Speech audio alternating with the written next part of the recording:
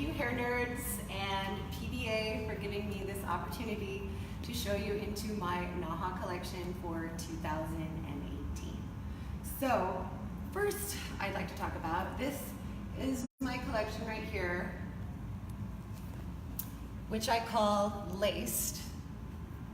And I think first thing I'd like to talk about is meeting with your photographer, choosing your models and your color schemes, knowing the makeup artist, how you want it all to run.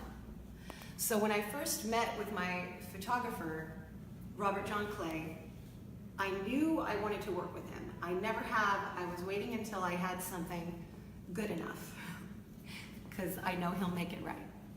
And you want to choose somebody that is also creative. He's a musician as well.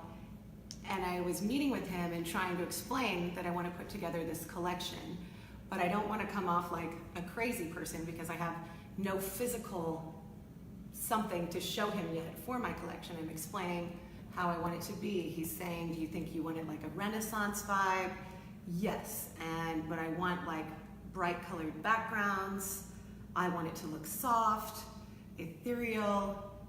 I feel like I want it to be a modern day Renaissance fairy tale, if you will. You want each character to be able to tell a story. It has to be cohesive. It has to flow. And I want my shoot to be fun. So I want to have fun people on my team. My makeup artist is a friend of mine, Lisa Strother, who was brilliant and helpful. When I'm crazy, she's calm. When I'm calm, she's crazy, but we balance. And the photographer is fine. He's playing records. He's wonderful. He was suggesting certain models. I had certain models in mind as well. And you want to know that they're going to create an interesting shape with their face as well, and they understand the message we're trying to convey. So, that being said, obviously he accepted me. Then I started building. So this is a hair sheet.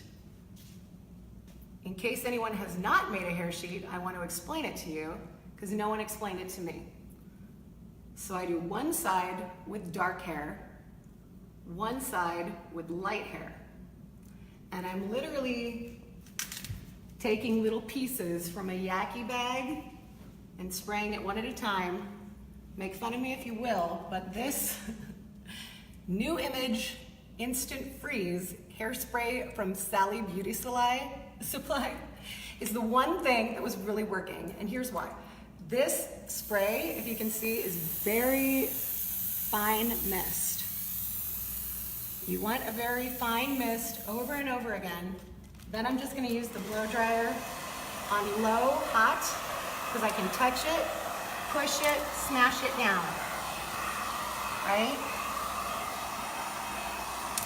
And obviously, I like to work on a plate of glass. I take this with me everywhere because it becomes a mess, but I want something about as big as this plate of glass. So I would say it takes me about 45 minutes to make one sheet of hair, and I'm maybe using a fifth of the bag of hair, mainly dark and a little bit of light at the end.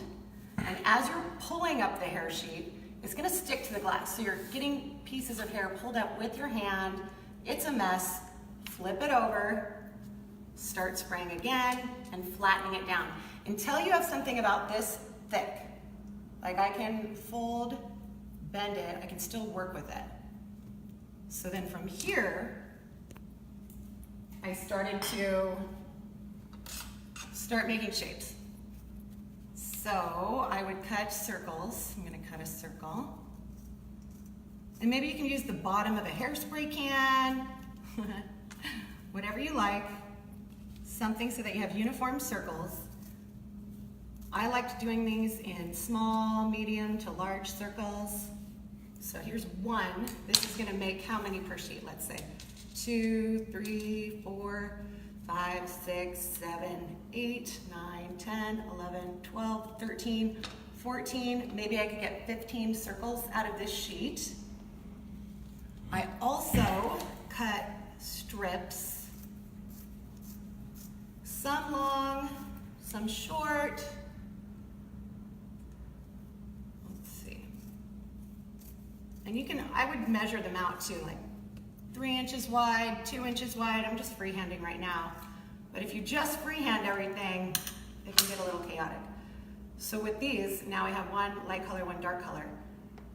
I would take them like this, glue the bottoms together, and use a little hairpin to hold it, and they dried overnight. So I have my little glue spot right there on something like that. With these, I didn't iron. With the circles, I did iron. So with these pieces, I wanted the light color on the inside. So I used a couple of different techniques. Like one, if you like the color this is, great. If you found the yaki hair, but even though this is a light pink, it almost looks white. So you might want to make it look pinker. So I was using alcohol inks. You get them at Michael's, and it'll stain synthetic hair, and you can lighten it or deepen it as much as you want. Apply it with a cotton swab. If you apply it directly on, it gets pretty deep. You can also use the hair chalks, but they might start to come out when you add heat to them. So then I'm going to fold a circle in half, and I had used non-stick foil, that can happen, see, from the grilling section at Home Depot. There's a non-stick foil, and if you use the non-shiny side, and I was laying a foil down on the plate of glass, you know, non-shiny side up, and sandwiching it, and then in between the foil, I would iron this piece. And then it's basically glued together with hairspray. So then my next section was very carefully opening these because they're kind of stuck together. It might rip a little, but then it works. And then you can attach them one by one to outer edges and let them dry overnight. And I would pin right here and have a bunch of circles laid out. So from there, I will show you some of my pre-made pieces from the actual photo shoot.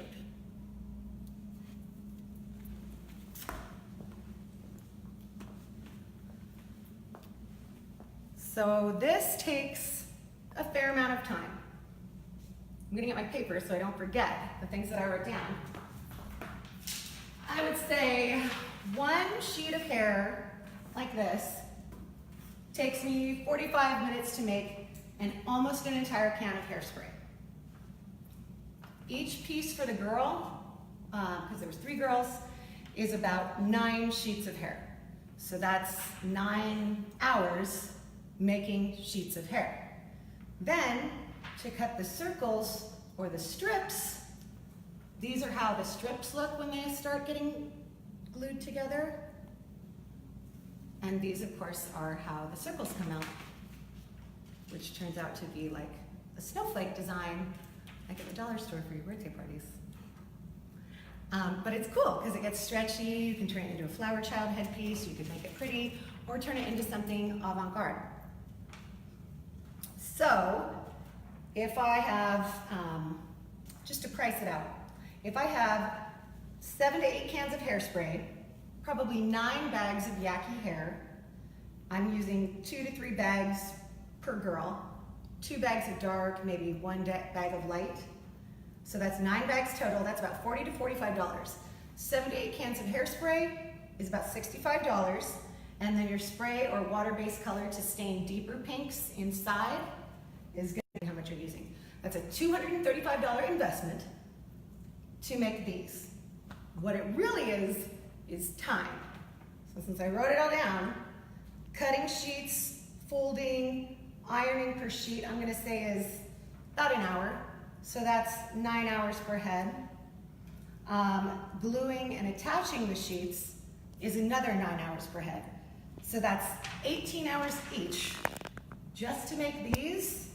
So that's 54 hours total that I spent making these pieces. I'm sure there's a faster way. I'm sure someone has a plan. Maybe I've heard wax paper. I've heard really saturating with a lot of hairspray. I chose to spray, flatten, spray, flatten. If there's so much hairspray on it, I can't, it's too wet. I can't work with it. I can't lift it up. I ended up throwing a lot of pieces away. There was a lot of prototypes, I'm gonna say, before I really got this going. So now I have my model, and I've just kind of pinned up the wig how I want to create some sort of fun shape, something tall, like I put pieces on them. And I really wanted it something that was gonna contour to the head shape and still look pretty. So then these, since they're made out of hair, going onto hair, I bobby pinned some of them in, but some you don't even need to, because it's almost like a Velcro. So let's start contouring a piece like this, right around the ear. Let's see.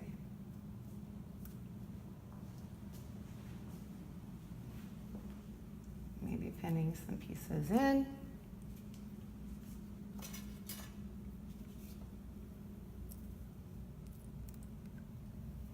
And because it's hair, you could pin right through it if you want. You'll be able to cover the pins later. And I knew I wanted it to hug her ear. Then I start taking pieces like this to lace them around the front. And that's basically sitting on its own, but I'm gonna pin it just for security. Security!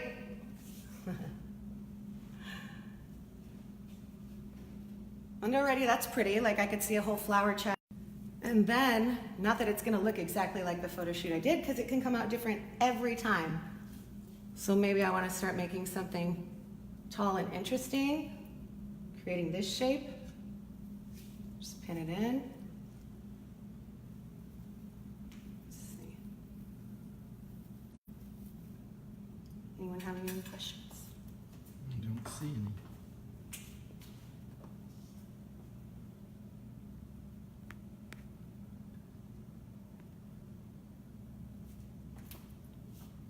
Pin for security. Great.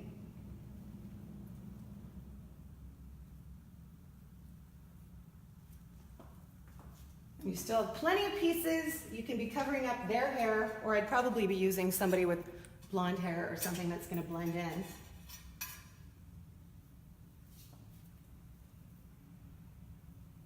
And I want to show how delicate that it is made of hair. Because I've had a couple of questions, like, was it made of, like, HVAC system, something for vacuum cleaners, I don't know, air conditioning, duct vents? No, it's all made of hair. So when you manipulate the hair and the texture of the hair with enough hairspray or product, or maybe if you had wire through this or strings through this, just depends how you want it to situate. And then it's all about the angle you're shooting from, because maybe you're shooting from the front, maybe you're shooting from the side. In a photo shoot, we're not really shooting from the back, so you find what's your most interesting side. And that's nice. That's fun. Yeah. How much time do you think we have? Plenty of time. So, now, just to keep playing, we're gonna add. Let's add all of them. Let's see how many I could fit on one head. If this is 9 sheets of hair, what would you do with more? Not that these are all the same color, but I'm just showing you like what you can create. Like with my middle girl, I wanted a stegosaurus type of situation on the back of her head. So, I wanted that running down the back.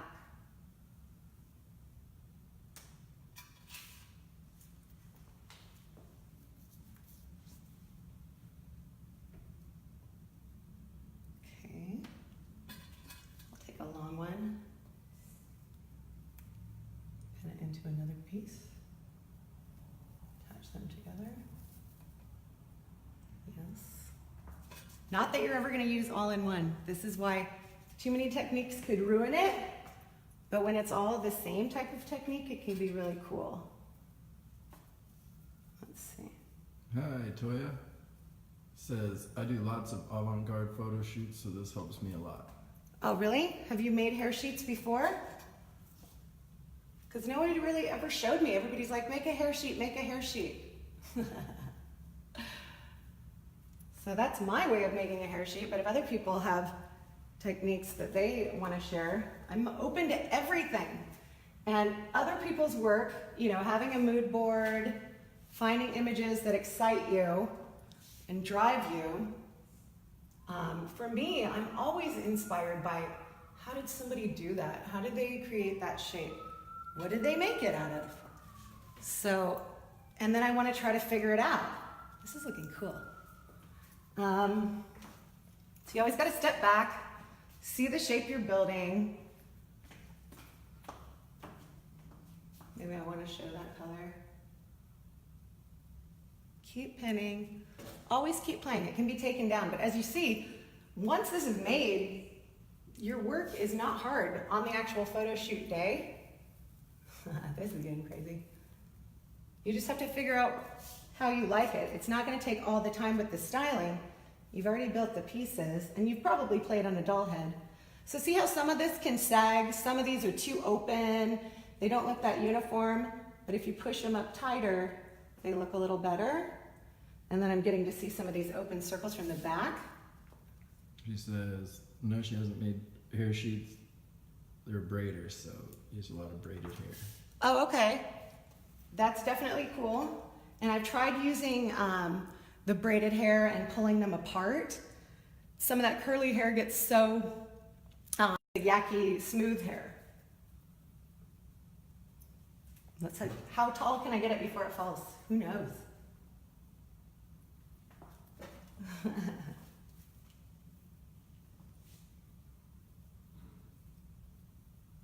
And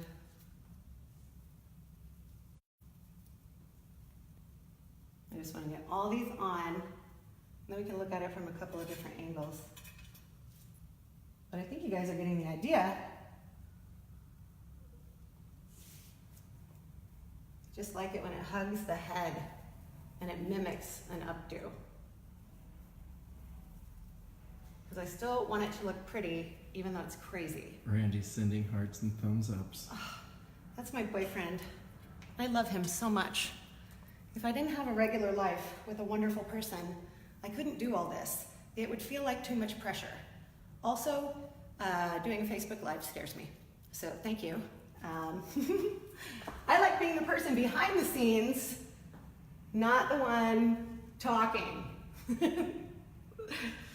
But if we don't share, we don't grow. If we're not afraid, then we'll never know what it's going to be like the next time we try it, right? Whoa, this is getting giant. Okay. Don't be scared. Thank you. I did talk to my 6-year-old niece, and she told me not to be nervous. She had a dance recital, and she was scared, but she did it. Let's see. Find your way. Find a pen. Almost out of pieces. So create the hair base, create the base with the hair, and add on hair sheets to build the style. Exactly. Yes. Yeah. Always build your shape first,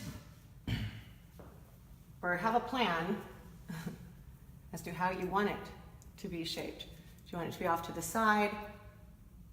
Okay, and we'll just set it up like that. That's all the pieces on one.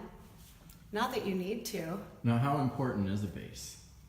Having a good base on there. Okay, so having a good base on the hair, yes. You need your structure from within first before you can even start building on top, because the whole thing could collapse and fall, and then all of your work is ruined. Most of the time, when you're attaching objects to heads, you're going to start with a ponytail base, a braid base, something you can pin into, insert slide clips into, underneath a cornrow, something like that that's going to hold shape. So maybe even with the girls, if I had their hair cornrowed a little bit on this one side, I can slide these easily into cornrows. You could put these, if you liked the shape they were, you could have a slide clip glued underneath, and you can slide it into a cornrow. It's gonna be way more secure that way. This is just for a photo shoot, so I can literally have things soft, not necessarily all the way pulled in. If I'm doing a runway show, if I'm doing a competition where the girl has to walk around, dance, a music video, something like that, obviously I'm gonna want a lot more structure.